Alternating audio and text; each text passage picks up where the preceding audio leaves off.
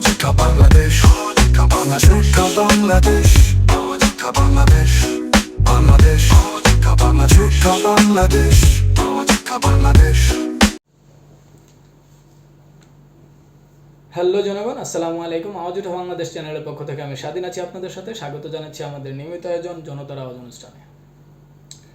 আবারও সেই বিএনপি আমরা প্রত্যেক দিন পত্রপত্রিকা, সোশ্যাল মিডিয়া, ইভেন জাতীয় দৈনিক এবং আন্তর্জাতিক মিডিয়া, বিভিন্ন প্রকার TV channel, TV news channel, সেই প্রত্যেকটা জায়গায় আমরা প্রত্যেক দিন হাজার হাজার খবরের মধ্যে মেজরিটি খবর থাকে সেই বিএনপিকে নিয়ে। বিএনপি কোথায় কী করছে, কিভাবে করছে, কোথায় কী ঘটনা ঘটছে, কোন ঘটনা কি হচ্ছে, আমরা এক নজরে কিছু সংবাদ দেখার চেষ্টা করব এবং সেই সংবাদগুলোর বিষয়ে একটু কথা বলার চেষ্টা করব। আমরা প্রথমে যদি দেখি আওয়ামী লীগের সংযুক্তি। আমরা গত কিছুদিন আগে চট্টগ্রামের একজন বিএনপির রাজনীতিবিদ তিনি বলেছিলেন যে যারা আওয়ামী লীগের যারা অন্যায় অত্যাচার করেনি তারা বিএনপিতে যোগ দিতে পারবে। এবং আজকে আবার আমরা দেখলাম যে আরেকজন রাজনীতিবিদ তিনি বলেছেন বিএনপির এমন আকাল পড়েনি যে আওয়ামী লীগকে দলে সংযুক্তি করতে হবে। তো তারা নিজেরাই কনফিউশনের মধ্যে আছে, তারা নিজেরাই কথা ঠিক করতে পারছে না। একজন বলছে সংযুক্ত করবে, আরেকজন বলছে সংযুক্তের প্রয়োজন নেই, তারা অতটাই আকালে পড়েনি। এই বিষয়গুলো যদি আমরা দেখি, আওয়ামী লীগ একটা রাজনৈতিক দল এবং সেই দলের বিশ্বাসী মানুষ এখনো আছে। যারা বিশ্বাসী তারা কোনো সময়ও তার আদর্শের পরিবর্তন করবে না।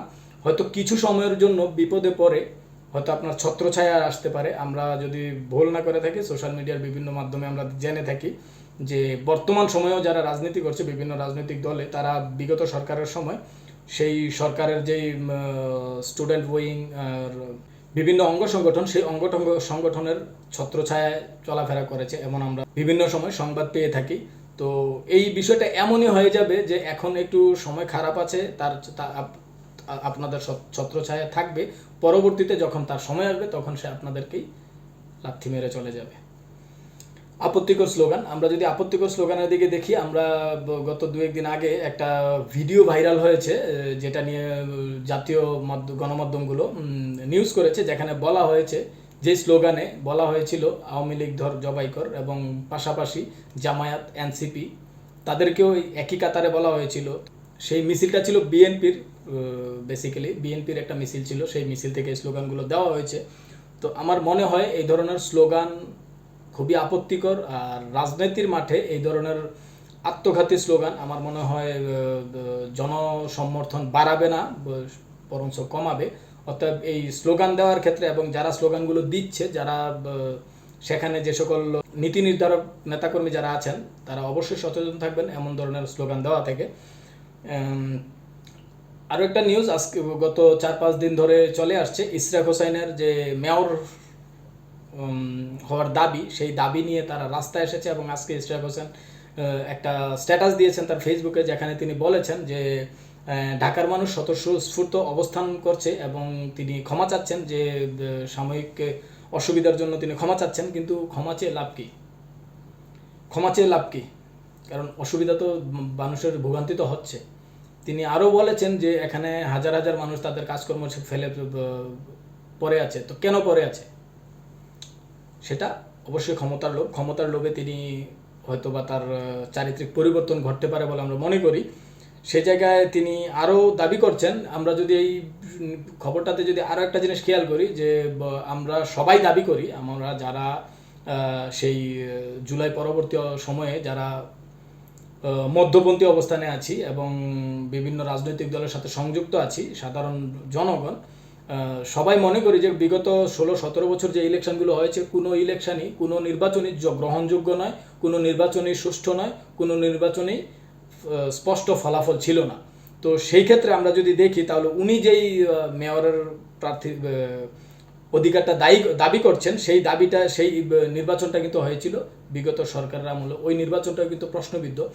এখন আমরা যদি এই নির্বাচনটাকে যদি আমরা সুষ্ঠু নির্বাচন বলে প্রচার করি, সুষ্ঠু নির্বাচন বলে মেনে নেই, তাহলে বিগত সরকারের যতগুলো নির্বাচন হয়েছে সবগুলো নির্বাচনকেই সুষ্ঠু এবং সুন্দর বলে মেনে নিতে হবে বলে আমার ধারণা।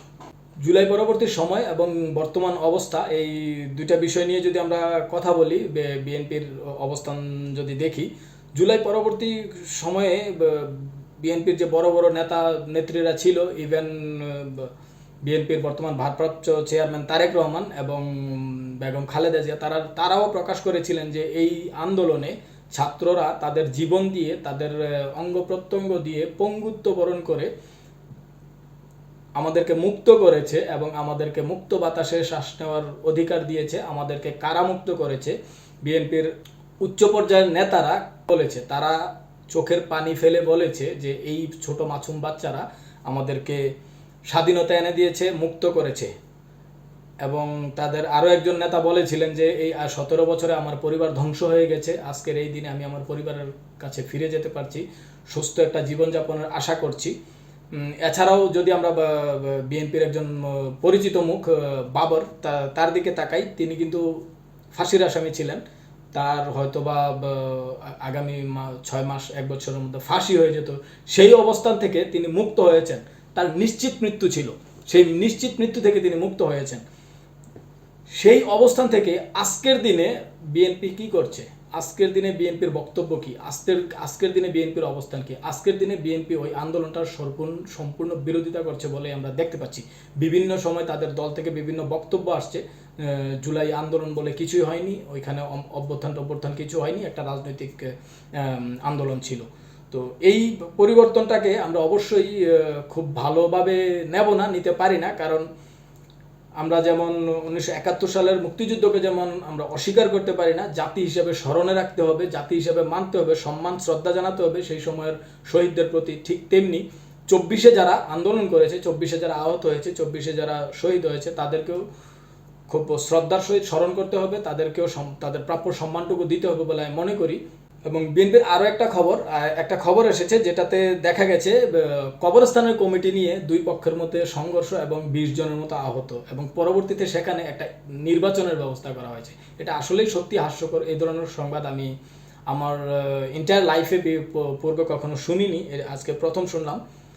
ইদানিংকালে প্রথম শুনলাম যখন আওয়ামী লীগ সরকার ক্ষমতা থেকে বিতাড়িত হলো এবং বিএনপির ক্ষমতায় যাওয়ার একটা খুব সুন্দর পন্থা তৈরি হলো, তখন এসে বিএনপির অন্তর্কুন্দল খুব বড় আকারে বিশৃঙ্খলার সৃষ্টি করছে। অন্তর্কুন্দল এমন পর্যায়ে পৌঁছাচ্ছে, প্রত্যেকটা অঞ্চলে বিভিন্ন সময় বিভিন্ন জায়গা থেকে খবর আসে বিএনপির দুই গ্রুপের মতো সংঘর্ষ, নিহতের ঘটনা পর্যন্ত ঘটে। এ পর্যন্ত আমরা যদি নিউজ ঘাটাঘাটি করি, সেখান থেকে 78 জন পর্যন্ত নিহতের সংবাদ কনফার্ম করা হয়েছে বিএনপির অন্তর্কুন্দলে। এবং আমরা যদি খেয়াল করি, গত 2-1 দিন আগে একটা সংবাদ এসেছে আমার নিজের জেলা কুমিল্লা থেকে। কুমিল্লায় যে কমিটি ঘোষণা করা হয়েছে, সেই কমিটিতে বঞ্চিত যারা কমিটিতে পদ পদবি পাননি, বঞ্চিতরা কুমিল্লার একটা বিএনপির অফিসে আগুন লাগিয়ে দিয়েছে, ককটেল বিস্ফোরণ করেছে। এটা অন্তর্কুন্দল। আপনারা যে বারবার নির্বাচন চাচ্ছেন, প্রত্যেক দিন সকাল দুপুর বিকাল নির্বাচন চাচ্ছেন, আপনাদের দলের যে পরিস্থিতি, আমাদের বিএনপির যে বর্তমান অন্তর্কুন্দলে বিভিন্ন দেশের প্রত্যেকটা প্রান্তে, প্রত্যেকটা জেলা উপজেলায় যদি আমরা খেয়াল করি, বিভিন্ন গ্রুপিং, অন্তর্কুন্দল বিভিন্ন ভাগে বিভক্ত। এই পর্যায়ে, এই পরিস্থিতিতে যদি আপনারা একটা নির্বাচন ঘোষণা আসে এবং আপনারা যদি আপনাদের দলীয় যে প্রতীক, সেই প্রতীকে যদি প্রার্থী ঘোষণা করেন, তাহলে ওই প্রার্থী ঘোষণার পরে সেই অঞ্চলের পরিস্থিতিটা কি হতে পারে, কি পরিস্থিতি দাঁড়াতে পারে, এটা অবশ্যই আপনারা বিবেচনায় নেবেন। আপনারা নির্বাচন চাওয়ার আগে, নির্বাচনে যাওয়ার আগে আপনাদের দলীয় যে স্ট্রাকচার, দলীয় যেই কর্মকাণ্ড, দলীয় যেই নেতাকর্মী যারা আছে, তাদের সবাইকে প্রথমে এক কাতারে আনুন, ঐক্যমত্যে আনুন। আপনারা এভাবে হয়তো নীতি নির্ধারণী পর্যায় থেকে বিভিন্ন প্রকার ব্যবস্থা নিচ্ছেন, কিন্তু মাঠ পর্যায়ে এটা কার্যকর হচ্ছে না। আপনারা সর্বোচ্চ দল থেকে বহিষ্কার করছেন, কিন্তু বহিষ্কারটার মানে কি? সে তো তার ক্ষমতা হারাচ্ছে না, সে শুধু আপনার পদ থেকে ছুটে যাচ্ছে। আপনি আজকে বহিষ্কার করছেন, কালকে তাকে যে কোনো একটা মিছিলে দেখা যাচ্ছে, আপনার দলের মিছিলেই দেখা যাচ্ছে। সো এই জিনিসটা না করে আমার মনে হয় নির্বাচন চাওয়ার আগে বিএনপির সবচেয়ে বেশি জরুরি বিষয় যেটা, বিএনপির অভ্যন্তরীণ যে অন্তর্কুন্দল, সেটাকে সমূলে উপড়ে ফেলা দরকার। সময় লাগলে সময় নিন, সময় নিয়ে আপনারা নিজেরা দলের জন্য সময় নিন, সরকারকে দেশ গঠনের সময় দিন, দিয়ে দলকে গঠন করুন। আমরা যদি খেয়াল করি, কুমিল্লাতে হাসনাত আবদুল্লাহর একটা বক্তব্য, যেখানে তিনি বলেছেন যে বিএনপির রাজনীতি এখন আওয়ামী লীগের টাকায় চলে।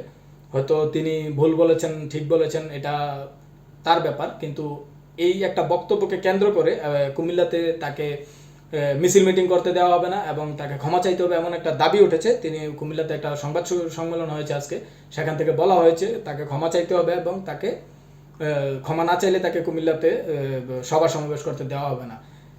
এই জায়গায় যদি আমরা বলি, বাংলাদেশে বর্তমান সময়ে আওয়ামী লীগের যে সকল নেতাকর্মীরা আছে, বিগত সরকারের যে সকল নেতাকর্মীরা আছে, তারা বিভিন্নভাবে খুব বড় একটা অংশ বিএনপির সাথে সংযুক্ত আছে বলে আমাদের ধারণা। এবং তাদের যে অর্থ প্রতিপত্তি, ওই অর্থ প্রতিপত্তিগুলা যে অর্থনৈতিক যে সক্ষমতা, সেই সক্ষমতাটা পরিচালনার ক্ষেত্রে খুব বড় একটা অংশ বিএনপির বিভিন্ন পর্যায়ের নেতা নেত্রীরা পরিচালনা করছেন বলে আমাদের ধারণা। ওই জায়গা থেকে তিনি যদি কথাটা বলে থাকেন, আপনারা আপনাদের দলের খবর নিন, আপনারা দলে কমিটি করুন, আপনাদের নিজস্ব দলে প্রত্যেকটা জেলা, উপজেলা, ইউনিয়ন পর্যায়ে যে কমিটি আছে, সেই কমিটিতে, প্রত্যেকটা কমিটিতে বিভিন্ন প্রকার উদ্যোগ গ্রহণ করুন। কারা কারা এই ধরনের কার্যকলাপগুলো করছে, কারা কারা এই ধরনের কার্যকলাপগুলোর সাথে সম্পৃক্ত আছে, তাদেরকে চিহ্নিত করুন। শুধু দল থেকে বহিষ্কার করলেই হবে না, তাদেরকে আইনের আওতায় আনুন। এবং আমরা যদি খেয়াল করি, বিগত সরকারকে যে নিষিদ্ধ করা হয়েছে, সেই নিষিদ্ধের পরিপ্রেক্ষিতে যারা তাদেরকে আশ্রয় প্রশ্রয় দেবে, যারা তাদেরকে সাহায্য সহযোগিতা করবে, তাদেরকে আইনের আওতায় আনার বিধান আছে। সো ওই ক্ষেত্রে ওই বিধান অনুসারে আপনি আপনার দলের ভিতরে যারা আছে, যারা বিভিন্ন সময় তাদেরকে সাহায্য সহযোগিতা করছে বা আশ্রয় প্রশ্রয় দিচ্ছে, তাদেরকে আইনের আওতায় আনুন, আপনারা নিজ দায়িত্বে আনুন। তাহলে আর আপনাদের দলের উপরে আঙ্গুল উঠানোর কারো সাহস হবে না বলে আমি মনে করি। পরিশেষে এটাই বলবো, বিএনপিকে নিয়ে সংবাদ হয়, প্রত্যেক দিন সংবাদ হয়, সবাই বিএনপিকে নিয়ে কথা বলছে, সবাই বিএনপিকে নিয়ে মাতামাতি করছে। কেন? কারণ বিএনপি একমাত্র বর্তমান সময়ের একমাত্র দল যারা ক্ষমতায় যাওয়ার দৌড়ে সবার শীর্ষে। আর তাদের যে কার্যকলাপ সারা বাংলাদেশের প্রত্যেকটা আনাচে কানাচে, তাদের যে কার্যকলাপ বিভিন্ন সময় প্রত্যেক দিন শত শত নিউজ সংবাদ উঠে আসছে, যেখানে তারা বিভিন্ন জায়গায় অন্তর্কোন্দল, চাঁদাবাজি, মারামারি, হানাহানি, বিশৃঙ্খলা, প্রত্যেকটা জায়গায় তাদের সম্পৃক্ততা পাওয়া যাচ্ছে, যার কারণে বিএনপিকে নিয়ে সবাই কথা বলছে। তো আশা করব বিএনপি দেশ পরিচালনা করার স্বার্থে, দেশের স্বার্থে, দশের স্বার্থে, জনতার স্বার্থে তারা তাদের দলের সংস্কার সর্বপ্রথমে করবেন, দলকে সুন্দরভাবে সাজাবেন এবং দলের একদম মাঠ পর্যায় থেকে উচ্চ পর্যায় পর্যন্ত প্রত্যেকটা ক্ষেত্রে যে চেইন অফ কমান্ড, সেই চেইন অফ কমান্ডটা প্রপার এবং সুশৃঙ্খল হবে বলে করে তারপরে একটা নির্বাচনে যাবে, এরকম আশা আমরা রাখতেই পারি। ধন্যবাদ সবাইকে। আসসালামু আলাইকুম।